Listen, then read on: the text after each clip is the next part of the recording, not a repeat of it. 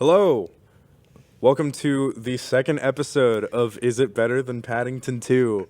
I am your host, Ben Selsor, and with me today is another guest. Would you like to introduce yourself, my friend? Hello, I'm Triston Allen. So, we are here today to talk about another movie. I was here last week with Adam. Not last week, it was 2 weeks ago. I was here with Adam, and we talked about Citizen Kane. And Adam is a cinema major, and I believe you were also a cinema major. You graduated at the same time, I believe. Cinema major, television minor. Nice. I graduated, I think, a year after him, which would have been I graduated last year. So. Oh, I thought he also graduated last year. No, I don't know. I can't keep track of the years anymore. They just fly by. Yeah, for real. So this episode, we're going to be talking about 1968's Stanley Kubrick's 2001: A Space Odyssey, which is a movie I had never seen before that was honestly like super intriguing. Like I've wanted to watch it for a very long time, but I've never gotten around to it. So I'm using the show as an excuse to watch movies. As you should. To watch all these great movies for the first time. So I sat down and I watched it in the very little free time I had today, and it was quite an experience. Yeah, I will say it's a long movie to squeeze in there. Which is it's weird because like it's just barely over 2 hours, which by like today's standards is not that long. Like there's a lot of movies today that are like 2.5 pushing 3 hours. That's true. Like a movie that pushes that like goes over the 2 hour mark is very like commonplace today. And this movie does feel 2 hours, but not in like a bad way. Like it doesn't like fly by, but it also doesn't drag on either. That was one thing I noticed last night watching it. It was my second watch time seeing it. I saw it like maybe a year or two ago, and I noticed that it takes its time, but it doesn't waste time. Yeah, I agree. It uses it very efficiently, despite kind of lulling you in a more meditative way. Yeah, and it's like it uses all of the time that it has like so effectively in such interesting ways, because a lot of the movie is in either silence or like has the score in the background as the only sound. Design is so good. I got to talk about the score, like the opening theme. Yeah. Everyone knows it. Like there is not a single person like around today that I would say doesn't know the opening, even if they've never seen the movie. The da da da da da. Yeah, so much of this movie, you'll see something, and you're like, oh, that's where that came from. Right. Like this movie is referenced in so many other things, like the Dawn of Man sequence where like he figures out like using a bone as a weapon. Yeah. The monkey figures out using a bone as a weapon, which has been referenced in like so many other things. Hell, and like I never knew. In the Barbie movie teaser recently. Yeah. The whole thing was just a 2001 parody. So true.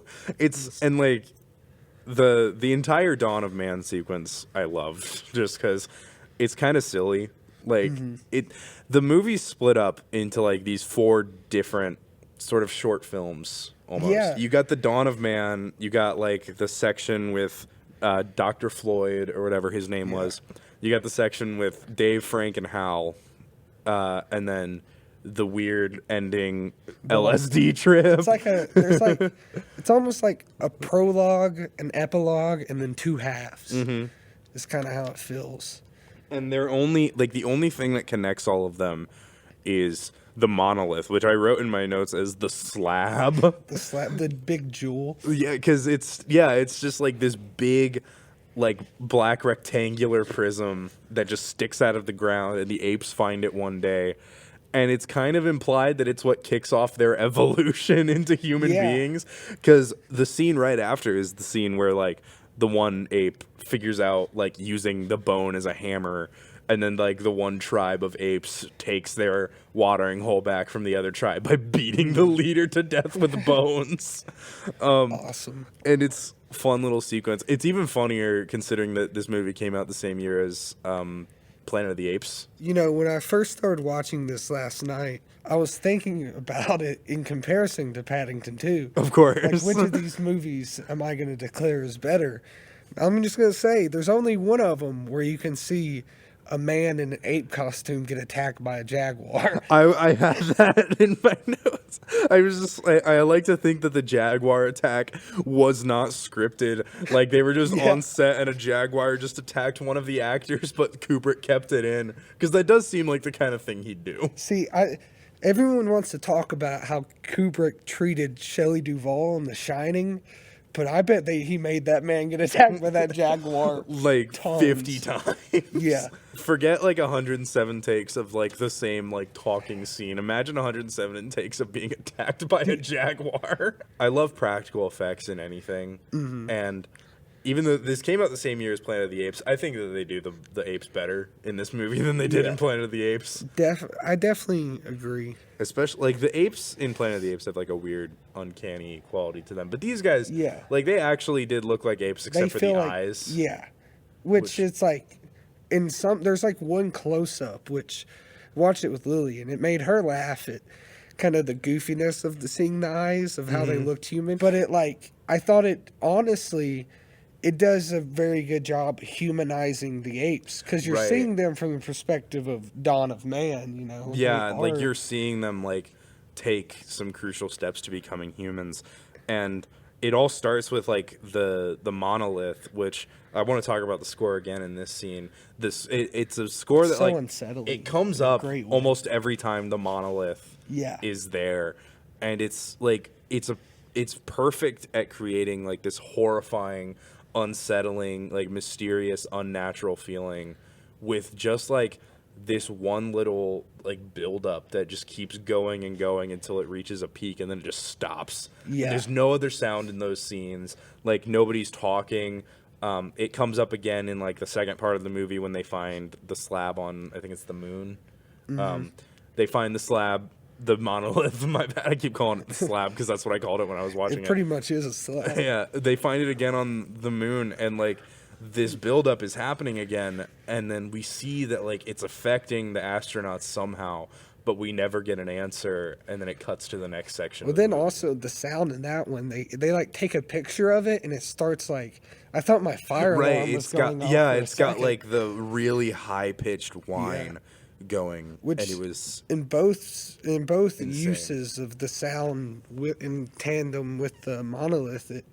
It's just so unsettling, and it achieves that really well. Yeah, and then like we have like the 4 sections of the movie. The second section with Dr. Floyd, I did not like at all. It's the worst until he gets to the monolith, which is cool. It's incredibly boring, but I do think it's worth it for all of the special effects that you get to see in that part of the movie. Honestly, that whole part of the movie is like Kubrick's way of, this is how I think life would be like in this sci-fi future and it's kind of situation, to where most of like the first bit of it is just focusing on very mundane ways it affects our life and doesn't change our life. You know, you still deal with, like, there's a whole section with like flight customs. Yeah, it's like, stuff. I gotta call my daughter. It's her birthday, but I'm traveling, so I can't be at her party. And which he's gotta like that whole scene. He's gotta like pay money for the phone call because it's like a long distance call. That's for lack of a better term. Yeah, but I thought, like, honestly, that scene, when I was watching it, I felt it's ironic because part of me felt like, okay, this didn't age too well. Like, it felt like it's kind of, that's the one part of the movie and the whole movie where I felt like it might have been wasting time a little bit. Yeah. But then if you think about it, this came out in 1968. This doesn't seem special to us because we have FaceTime.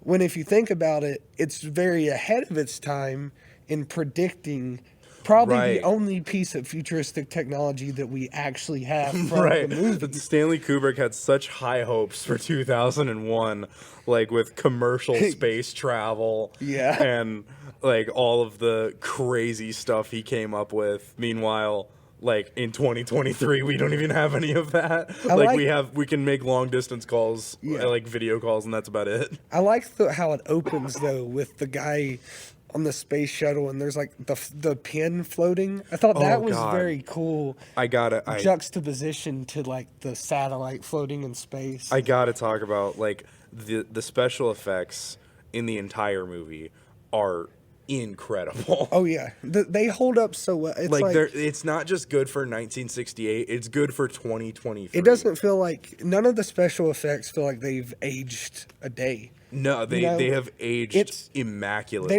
And like even other movies from like the same time or movies from later, like you can tell how the special effects have aged and that they haven't aged super well. Like around the same time, same genre, the first Star Wars movie. Like some of those special effects, like they looked great for the time and they still look pretty good, but you can sort of tell how it's all done. Yeah. And like you can see like the weird special effects in Star Wars, like when Luke first ignites the lightsaber, you can clearly see that there's a cut because they have to like replace it with the one that has the blade so they can map the light to it. But in this, like, it's so smooth and seamless with like the zero gravity effects, the space travel effects, everything. And it's just like I was watching this movie and so many of my notes are just like, how are they doing this right now? 100%. And it's like, I'd say, like, they made this movie while we were still trying to get to space, right? Right. Like, we wouldn't go to the moon for, like, another year. No matter, like, our understanding of space and what's all out there has expanded so much since 1968.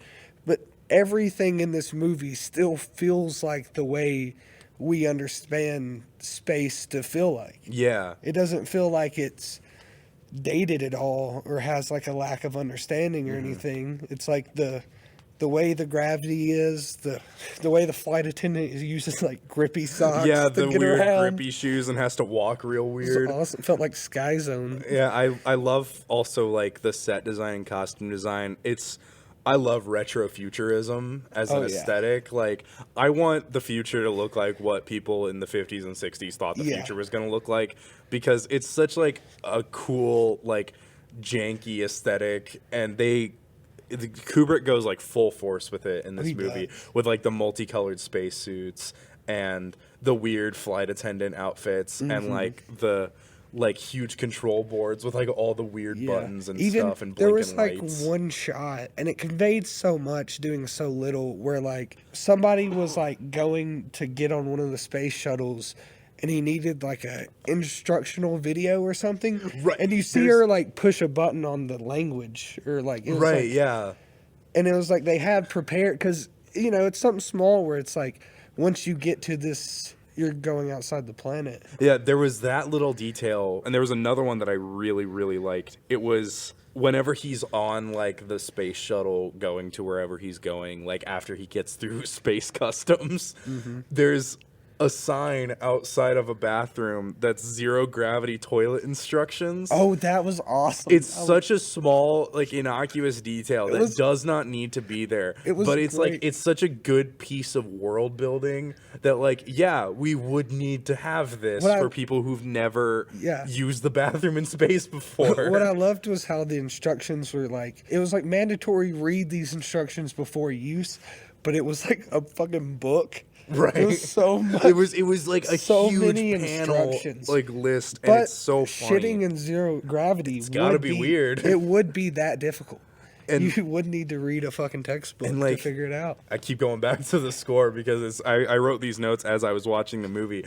But like whenever the space travel is like, there's no other sound, you're just hearing the orchestral score in the background. I don't know what the title of this particular one is. They're all very classical. They're all very like classical music pieces, and they're super good. And like it really leads into the sort of like fantasy aspect of space travel, like the sort of fantastical element that comes with being in a new world in like zero gravity, and it just like adds this sort of like light airiness and like lightweighted feeling to going through space, which I think is really cool for the movie, because to us, like especially at the time, going to space was such like a huge concept, And so in this movie, they're sort of like boiling it down to just be like, yeah, this is what we do. Like, I'm traveling for work, and I happen to have to commute to the moon. It's And like, it's such like a cool average thing to them. yeah, it's like the whole movie to me is man versus technology.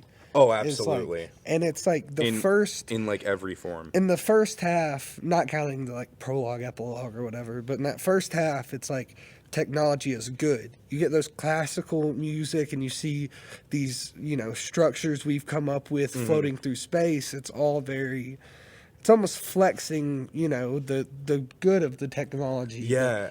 The accomplishment of it. And to like where, it's led into by like the Dawn of Man section where they figure out how to use tools for the Yeah. first time, and then it leads into like look where we are now, which is really cool. But then like you were saying, like the first half is technology good, and then at the end of the first half we get the monolith scene where something bad happens. Yeah, and it's we like, don't know what. at a certain point, you go too far. Right, and then it's the like, second half of the movie is the going too far part, like the technology being bad part. I will get into the third section of the movie that's in the a little bit best because it is section. it Probably. is so good. Yeah. Like I'm gonna keep talking. I'm gonna keep gushing about the special effects this entire episode because whenever they start with the third section, you have like the guy like running laps, and that's he's my running on the wall. favorite. At first, like I thought I understood because he's running at the camera and it's sideways. So I thought, oh, he's running on the floor. Yeah. The camera is sideways to make it look like he's running on a wall. But then he goes around the whole room, Yeah. and I'm just like, Kubrick, how are you doing this? Yeah, I have Like, you can't just defy gravity like that and expect me to just be okay. no, for real. It's like so much of the movie, I have no idea how they pulled it off. And that Especially in that 1968. shot specifically was the one that baffled me the most. I don't know how they did this, but this captures how amazing the fucking anti-gravity would Right. be. And then, like, there's, like, one other shot right after it where I think I can kind of get it. It's the one where the camera's kind of, like, following behind him as he's running. Yeah. And I feel like maybe a rotating set of some kind Yeah. for that, Which- which would be insane, but not, like, out of the ordinary. Like, tons of movies have used rotating sets. Speaking of the sets, just the way the floors would be like curved for the space station, I thought that was awesome. The set design in this movie is so good because like it lends an element of like they designed this specifically for use in zero gravity, and they're kind of like leaning into that with the aesthetics Yeah. of this thing. So like the floor in that one building is the wall. There's that one part in the beginning with the flight attendant who like walks on that curve to the ceiling to enter another room. Yeah. Which is like totally unnecessary and clearly just like for aesthetic purposes and like the benefit of, hey, isn't this crazy and cool? And I love it. Like, Yeah. it is exactly how I think we would treat commercial space travel if we ever had it. And I feel like I enjoy it so It much. gets so much of it right. It like nails the vibe and aesthetic of like we are in space because it's just something we do, not because like it's like not a huge achievement anymore. It's just a normal part of our life. And just like having like the funny little architectural details like worked into every little corner of the space stations and like the shuttles and everything is just such a fun little detail that I really enjoyed throughout the whole movie. If there's one thing Kubrick can do, it's build a atmosphere. Yeah, Build and a- like so much of the atmosphere is built without any dialogue.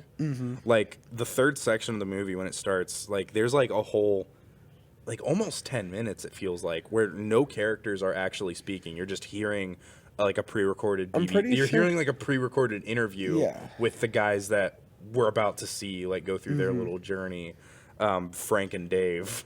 Yeah. And of course Hal 9000. Who, One thing Ooh. I noticed something this time I didn't notice the first time. I hesitate to say an explanation. I don't know if it's a clear explanation, but I'm pretty sure one of the government guys refers to when they find the monolith in the second section.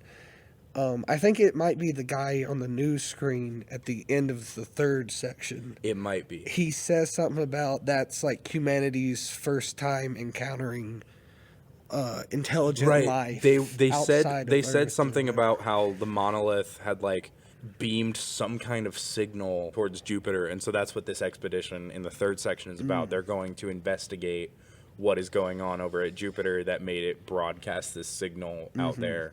And they, of course, later find out, but after they go through their whole little adventure with Hal, and I gotta say, like the actors in this movie are really good. There's not a single actor in this movie that could like hold a candle to the guy who voiced Hal 9000. Oh yeah, He is the best actor in this movie because he conveys so much without ever changing the tone of his voice and without ever having a facial expression. Because it's like Hal's like a iPod Touch essentially. It's but just he's a such screen. a fully formed character too. He has so much personality.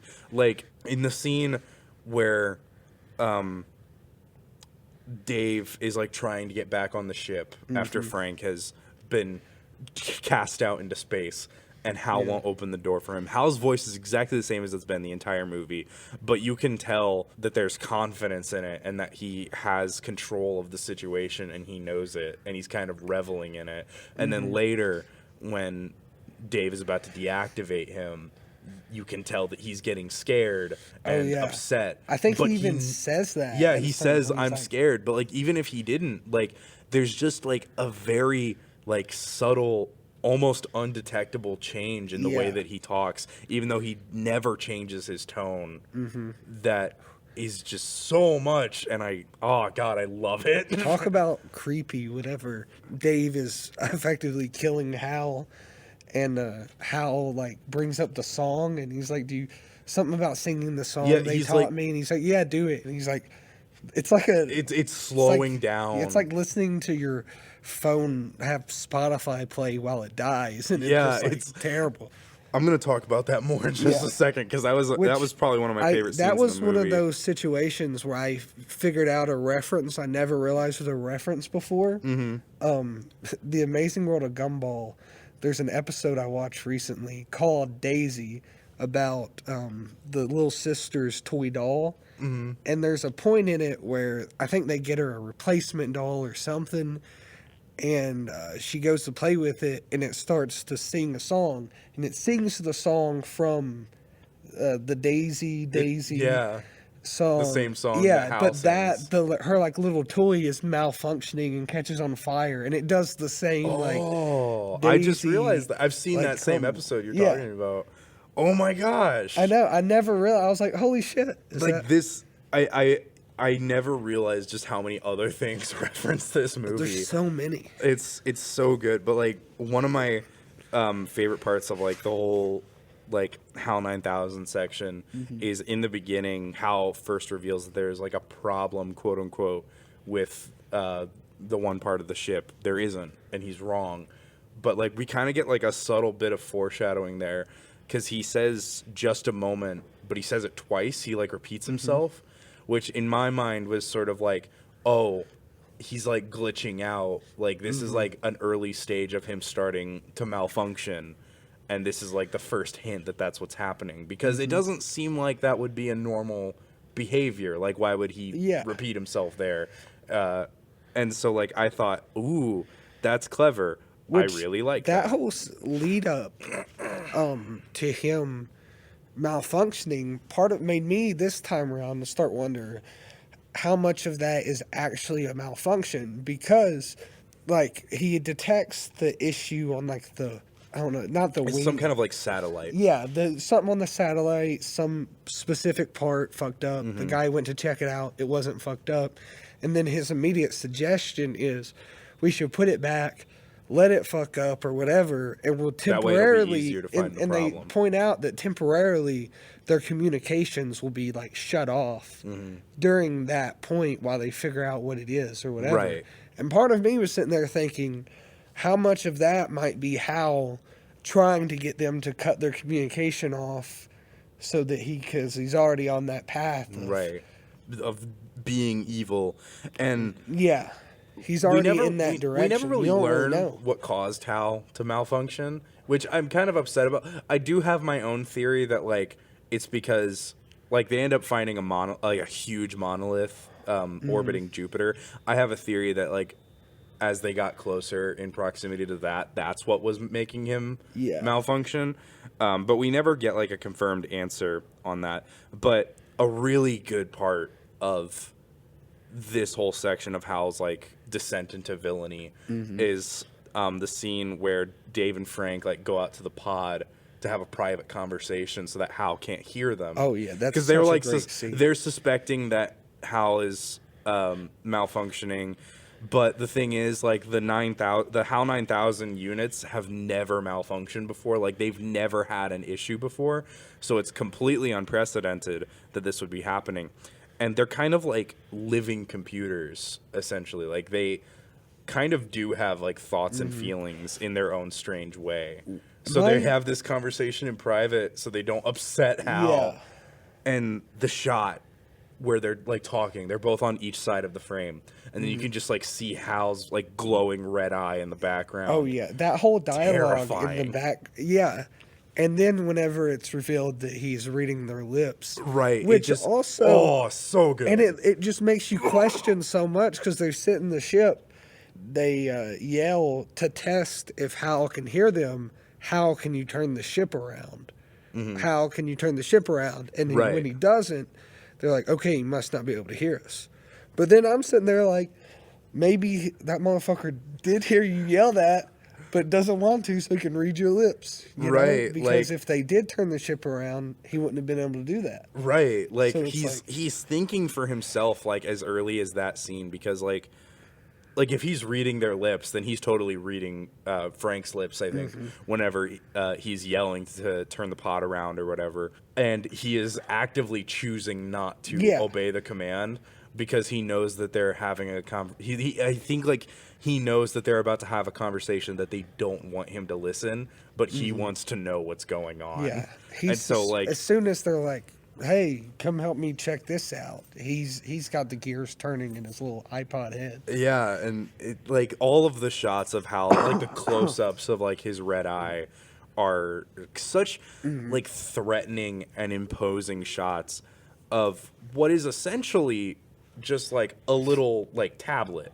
Yeah. Like he runs the whole ship, but the only like personification like form that we have of him is this little image, which is very non-threatening until they zoom really close into that eye. Yeah. And then it's just like, oh, this is like something of like pretty much like incomprehensible magnitude that we can't really understand because it controls the whole ship. And talking about an unsettling scene whenever he kills all the rest of the crew that's sleeping, and like whenever and they just show that via the like monitors start to oh god, red. It's so good. And like whenever he ejects Frank into space and like there's no sound because there's no sound in space, you just see Frank like flailing around in the void because he's dying.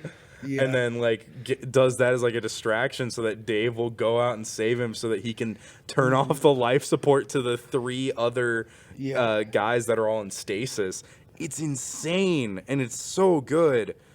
And also the colored spacesuits kept making me think of Among Us, which was it did make me think of Among especially with like the imagery of him like getting shot out into space. I was just thinking like Frank was not the imposter, and I was just like, get out of my brain. I like it whenever he gets stuck outside without the helmet on too, so he can't manually go back in there. Right, and like he has to like risk his life essentially to get through the emergency airlock. That whole scene was awesome. I like how after that he had like a mismatched suit on. Right, I think he had like the green helmet on, but with his red suit. And after that point, he was wearing a suit inside the station. So I'm thinking, did Hal turn the oxygen off? I think he probably did. Yeah. Because he wasn't planning on letting Dave back onto the ship, and he had already killed everybody else. Because whatever Hal's doing, it's in the interest of like completing this mission or whatever. Which also makes me think like, is Hal actually malfunctioning, or is he doing exactly what the creators of him programmed him to do? Yeah. Like, was all of this planned to happen, and Dave messed it all up because Dave survived? Huh. Like, were they planning on using Hal? Because they maybe like after the scene with the monolith at the end of the second part of the movie, like maybe they realized humans can't be around this thing. so we'll send this robot, but we gotta like have some people aboard to make sure like things run smoothly or I feel something. like it's probably a little bit of like the government put something in there of Hal's number one priority is that, you know, they put all their eggs in that basket. So they think Hal is their key to have a successful mission. And then when it does malfunction, they've already bitten off more than they can chew. Right, You know? maybe something like that. It's just it's such a really fun thing to speculate about. It's a movie that, thinking about it, you know, I liked it a whole lot more the second time because I realized it's like, okay, this is a movie that I'm going to be thinking about probably for the rest of my life. I'll never have it figured out, but there's you're never going to get all it. your questions answered. Yeah, which is good. It's like I like that a lot. I feel like, you know, in 200 years, this is one of those rare movies that they'll brush the dust off in just like they did with the Monolith and the fucking 2001 musical play as they pop it into a future Blu-ray player. Of course. And think, damn. The Blu-ray too. Yeah. And like there's just like so much in this third section that I love. Like most of these notes are of the third section. And in particular, like this one line of dialogue where Dave's trying to get back on the ship and Hal's like, I can't do that, can't open the door. And Dave's like, what's the problem? And Hal says, I think you know what the problem is just as well as I do. Oh, yeah. And it's just like, it's such like... Hal's such like, a sassy bitch. Yeah, you know, like you kind of know that Hal is the villain at this point, especially if you already know that, like, kind of know the movie a little bit, like I did. Like, I knew that Hal was going to turn out to be a villain. But, like, this line, in my opinion, is, like, the reveal that Hal is the evil mastermind in this part. And it's just like, oh, it's such a good line. I don't think I can do that, Dave. And then, like, whenever Dave, like, shoots back onto the ship, I'm gushing about the special effects again. How do they do the zero gravity effects? Yeah, honestly. And then when I was talking about how, like, the film doesn't waste any time, even, like, the subtle shit of from the very beginning where you see them like in their leisure time with Hal, when they're all chilling and kind of buddies with Hal, you know, one of them is playing chess with him, playing and chess. Hal beats him. You know Hal's smarter than him. Right. It's going to outmaneuver him. If I had the most advanced like supercomputer known to man, I'd also play chess with it just to see. But then it's such a and it beats him in like such a way. Thing. It beats him in a way where it's like the guy like tries to keep playing, but then Hal's like, actually, you didn't notice, like, there's this move and this move and this move, so I actually have you in checkmate right now. Yeah. And it's just like, he doesn't just know more than you, he's like 10 steps ahead of you at all times. Have you, for some reason it's reminded me, have you seen The Thing, the original The Thing movie? Oh, I haven't. From the 50s? No, the John Carpenter Oh, one. okay. Like I have not seen John Carpenter's The Thing. It's like one of the first scene in the movie. They're at a abandoned, like not abandoned, but they're like a Arctic research group or whatever. So they're out alone. Right. In the beginning of the movie, Kurt Russell is playing chess with a computer or whatever, and the computer beats him. And he's drinking like whiskey, and he just pours it on the computer and ruins it because he's pissed that it beat him. Very, very funny. Which is what they should have done with Hal in this, you know? Mm-hmm. Honestly, like, that would have solved the problem instantly. As soon as that shit can... As soon as it can start thinking for itself. Yeah. You gotta shut it down. But, like, Hal's death scene, I mentioned earlier, it was one of my favorite parts. Because, like, despite Hal being, like, an evil killing machine... Like, his deactivation is so sad.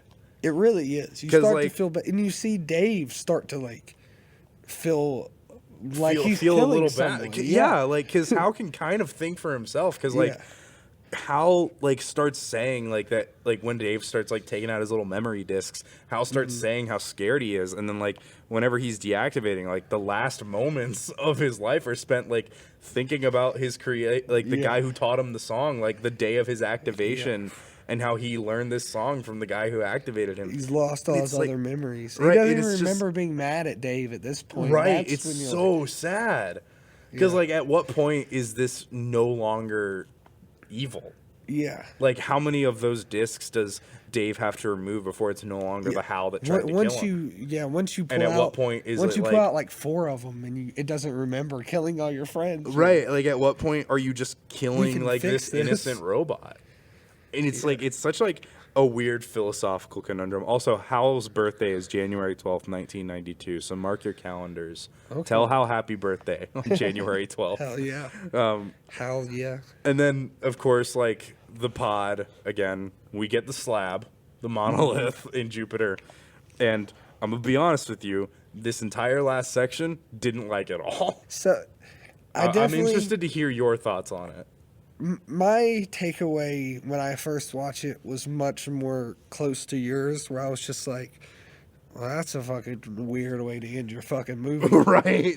But this one, looking at it as a whole, I dug it a whole lot more. Extremely unsettling. Whenever he's seeing like the old version of himself, like eat dinner, and then I think the guy eating dinner turns around and like looks. But at that point, I don't think he's even there anymore because of how it's very kind of like that ending moment, like that last bit of The Shining.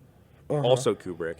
This section of the movie has kind of the same vibe as the ending of The Shining whenever she's like running around the hotel trying to escape from Jack, and just seeing like the blood pour out of the elevators, the man in the bear costume, like all of these like confusing images that don't make any sense, but add to this unsettling atmosphere. But the thing is, in The Shining, it really works because it's already established that this is a strange place where you will see strange things. Like the Overlook Hotel is wild and weird. It messes with your head in weird ways. And so seeing these weird images at the end is kind of just adding on to what we've already established. Yeah, once you add a ghost in there, right? There's a wiggle room. All of that stuff in The Shining makes potential ghost. You have a potential unreliable narrator. Yeah, you have like all of the characters are kind of going insane. So when weird shit happens, you can take it more on the chin. Yeah, it happens, and it's kind of building off of what has already come before it. Whereas in this movie, there's an element of realism to most of the movie until this point. And the thing that makes me not like it is that we never learn why this is happening. And like, unless you read about it, you will never sort of get the answer that the monoliths have something to do with time travel in some way. Like, you kind of get it with him seeing older versions of himself, but it's never confirmed in any way. And it's just kind of like, this last section of the movie is just kind of like, wow, isn't that crazy? And that's how it felt to me, at least. And I didn't enjoy it. I would have much rather preferred, like, Dave goes off into space and we see the giant monolith, like, orbiting Jupiter, and we know it's bad because it's been established that it's bad, but we don't know what happens. Like, the movie just ends there. I would have liked that as an ending a lot better than what we got, especially with him turning into, like, a cosmic space fetus. Like, I kind of get it. Like, in the book, it's kind of like, our producer Adam was telling me about the book before you came here, and like in the book, I'm gonna have to read that now. It's explained that like the reason like that this happens is because he's sort of like transcended the physical realm, essentially, and has become like a completely metaphysical entity, which the movie does not do a good job at explaining that, besides having him be like a fetus watching from space in a bubble, which is just kind of a weird image. Which, par for the course with Stanley Kubrick, I guess. It is. In a way, I'm going to kind of contrast your opinion on the end. The realism that you've been dealing with for all the build-up to this point, I feel like heightens the surrealism once you get to here. Yeah. To where I'm like, the unsettlement that I'd feel before, like in The Shining, you get that all the way through, so it doesn't surprise you. Where this one, I don't know, it heightens the impact in a sense. It's kind of strange, though, because, like, the movie doesn't really start being a horror movie. It's not. It's not a horror movie. It's a science fiction movie with some horror elements in it. Honestly, but like the second half of it might as well be a horror movie. Yeah, like once you get to that third section with Dave, Frank, and Hal, it kind of does become a horror movie. Dave, Frank, and Hal. That sounds like a different podcast. But like, it starts out being kind of a horror movie there. But then with this section, it dips into a different sort of subgenre of horror. Like the first genre is like sci-fi horror, where it's like This man one- versus technology. The AI is going rogue. Very, for lack of a better term, it's not basic because it's super original and cool. But it's like basic. It's like, what you sci-fi understand. horror. It's what you would expect from a sci-fi horror today. Yeah. Especially one that has to do with AI. It's relatively straightforward. Honestly, what I remembered about the movie from when I first watched it was how kind of confusing it was and how much I didn't get. Where this time I watched it, I felt like, oh, most of this movie is kind of straightforward. It is, you know, as it kind of seems until you get to this part. But it's like counterintuitive where, you know, what you want is that answer. You watch a movie, you want to get to you want shit explained. You want that. And I feel like kind of him keeping me wanting more is what's going to keep me coming back to this for years. Right. I totally get that. But honestly, but then when you have the book that explains it so much, I guess if you compare the movie to what the book's explanation is, it could, you know, that could definitely change your opinion a little bit on how well you think the movie executed the idea of the book. Where I don't know, I almost wish it was more so it's so surreal that it's like interpret your own kind of what this means. Because to me, I was thinking my interpretation was that like it was like the rebirth of humanity. Humanity was at its end. Okay, that's the way I saw it. Because you see him age to death, and then space beast. And then because they said that the monolith was like their first finding of intelligent life outside of Earth or whatever, that I thought that it was kind of like, okay, the monolith introduced, and then like he happened to be there where all the planets aligned with the monolith. It sent him through this thing and kind of sent him to the next stage of humanity. And it seems so foreign that we don't understand it because we never would. Kind of like that he's in a higher plane than us. Yeah, my thing with like this section is like the second half of the movie is where it sort of starts becoming horror, and it starts out as like pretty traditional sci-fi horror, but then like this section kind of dips into psychological horror a little bit, especially with like the section where he's like initially traveling through whatever space-time warp he's going through. Which, speaking of cool special effects, very, very cool special effects there, and like very cool camera work where it's just like focusing on his eye, and like every time he blinks it's a different color. When they very cool. I did like that part a lot, but then it's just like the rest of it that kind of soured it for me, because like it is this sort of cool like metaphor thing almost. I think like it's clearly trying to be, but I can't wrap my head about what it's trying to say. It's something too. I don't know if I feel like if me trying to explain it, I'm always going to come up short of something, or you know. But I don't think even Stanley Kubrick knows. But like, I would have preferred almost, because like I don't mind not having answers. That's not what's kind of getting me. It's the fact that like we're shown all of this stuff, but like there's no explanation really for why it's happening. And I feel like in this case, there kind of needs to be that time travel explanation. Like you kind of I feel like you kind of need to know that to get a better understanding and a better grip on the scene. But I would have preferred almost if we sort of like maybe like see like that whole traveling through space and time sequence, but we don't know what happens. Because the thing with horror is like you can never create something that is scarier than what the audience will come up with in their own heads. And I feel like that would have really added to the horror vibe that they're kind of going for in the second half if we don't know what happens to Dave. If we just like see that he is seeing something that we aren't, and we don't understand what he's seeing, and neither does he, and then the movie like ends. Like maybe he dies, maybe he doesn't, we don't know, and we won't.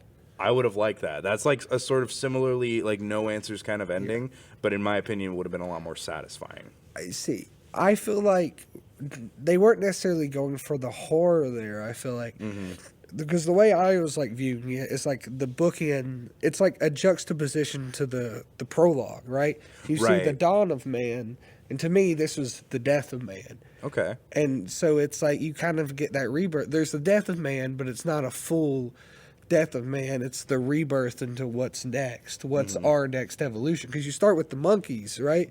And then they evolve to the humans. It's not the same, you know, there's like...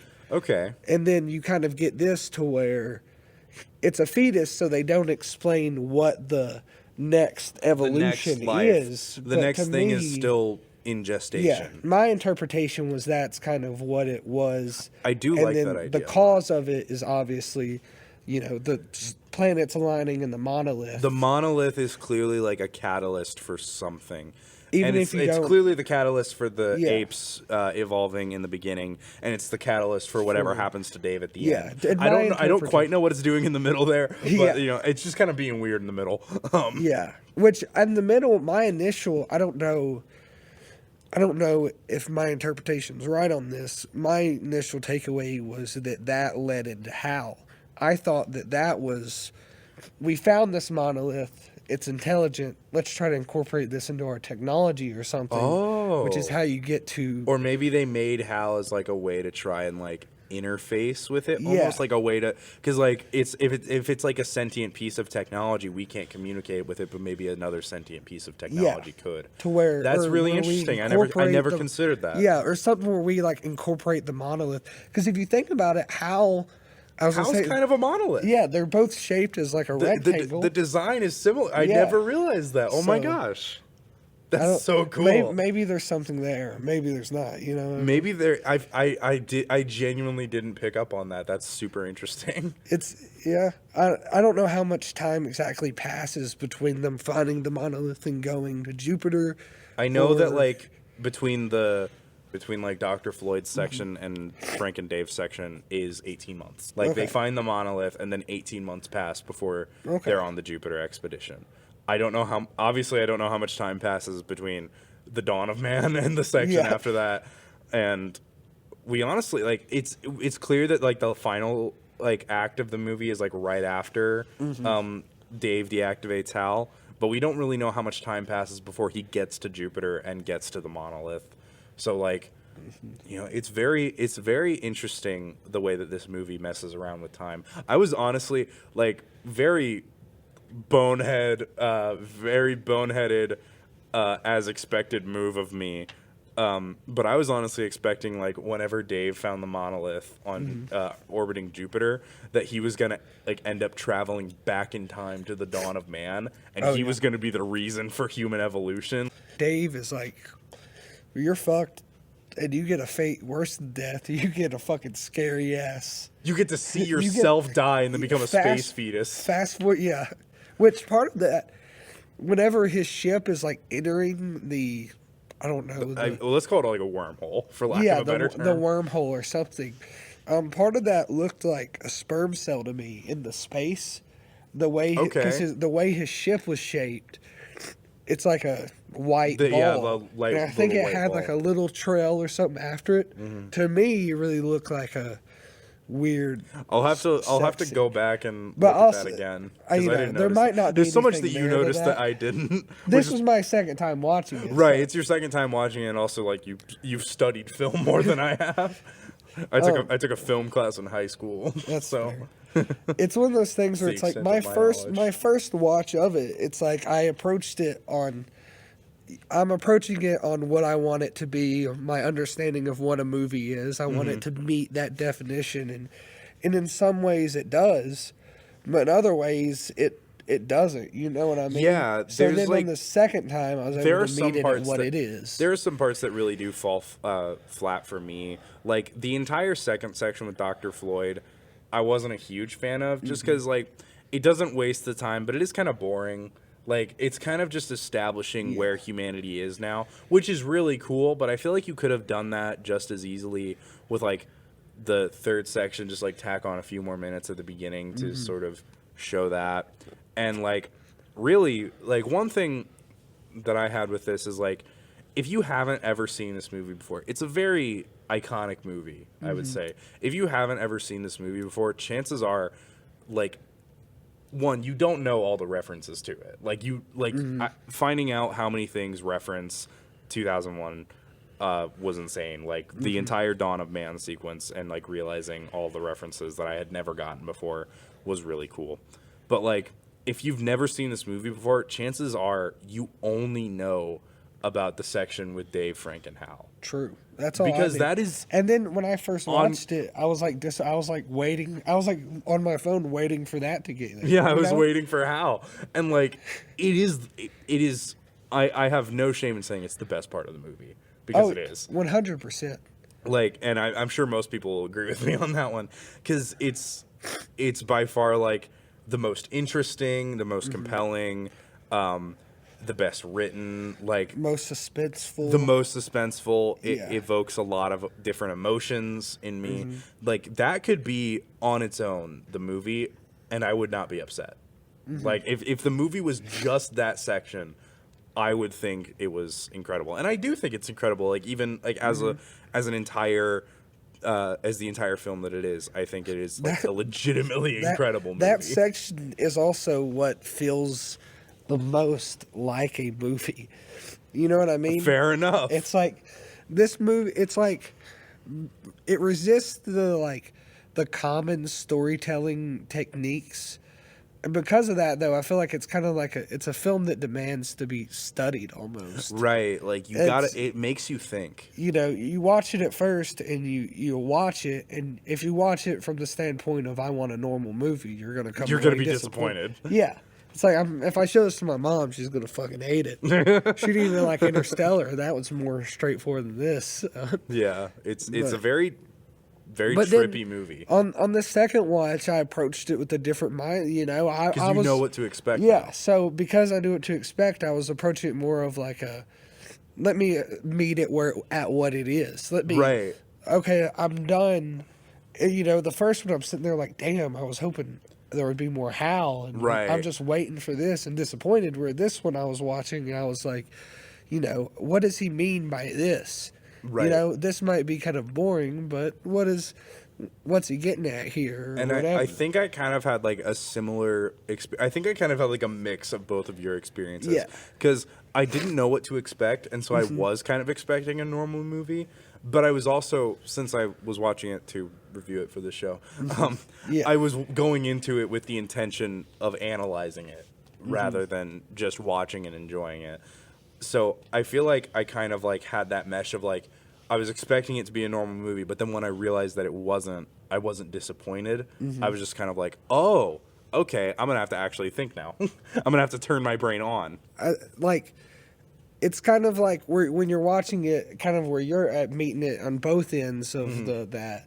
You know, when you watch it and Kubrick makes a decision that isn't the typical thing you expect. Part of you is like, oh shit, that's not the satisfying movie I typically am looking for. But it's also, there's something interesting about the fact of him choosing that thing that no one else will do. That and he's got his mind. It just keeps I wish I could spend a day with Stanley Kubrick and just pick his brain because I want to know what's going on in there because it's got to be crazy. But I think we're ready to give this a rating now. So would you like to go first and give me your rating of objective quality? 5 out of 5 for me. Yeah. When I first watched it, I gave it like a 4 out of 5 on my Letterboxd, Joe. But this time I was watching it, I was like, I mean, I feel like it should be like studied, preserved. You know what I mean? It's one of the few movies where I think someone in 300 years should watch it and see, you know, how did they think of space in 1968? I would personally, on like objective quality, while I was thinking about it, like after I finished the movie, like in terms of objectivity, I can't give this thing anything less than a 5. Like, especially for the time it was made, the special effects are incredible. The acting, particularly from HAL 9000's voice actor, whose name I can't remember, I'm so sorry. Very incredible acting there. The score, iconic, very good. Just it's such an experience of a movie. And then like in terms of like my enjoyment of it, I would give it like 4 stars. That's fair. Because of like just some elements that were unsatisfying to me, but like averaging out, that's like 4.5 stars from me. Yeah. You know, I dig it. Yeah, my level of enjoyment is probably at like a 4.5. You know, maybe even a 5 at this point. Yeah, it's part of it is like all the emotions I think that it wants me to feel. I came away feeling. I felt like, you know, it's definitely very even if I'm evocative. not feeling it joy, I'm feeling suspense or fear. Yeah, You know, unsettled.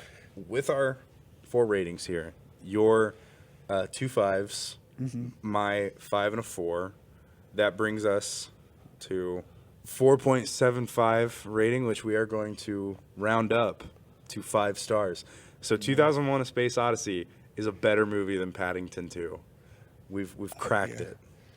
You heard it here first, folks.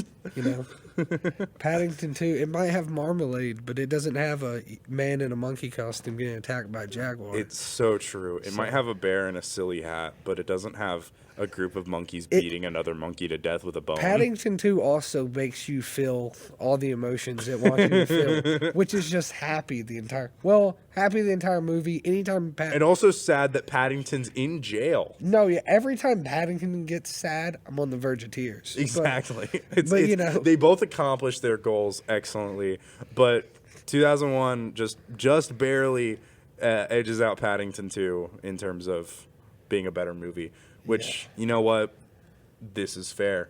I'm satisfied with this conclusion, even if I wasn't satisfied with the movie's conclusion. But hell yeah. All right. Well, thank you for joining me today. Oh, of course, it's my pleasure. It's been a wonderful discussion. I hope to have you on again sometime. Of course, you'll have to have me back when we talk about how Gremlins 2 is better than Paddington 2. I don't know. I feel like I can't have you on for that episode. I feel like your bias might taint it. If you have me on for the Gremlins 2 episode, we will talk for 3 hours. So. I don't want to do that to Adam. All right. Well, we're gonna wrap up here. So goodbye, everybody. Thank you for listening. Thank you, Triston, for being here. Thank you for having me. Of course. Bye. See ya.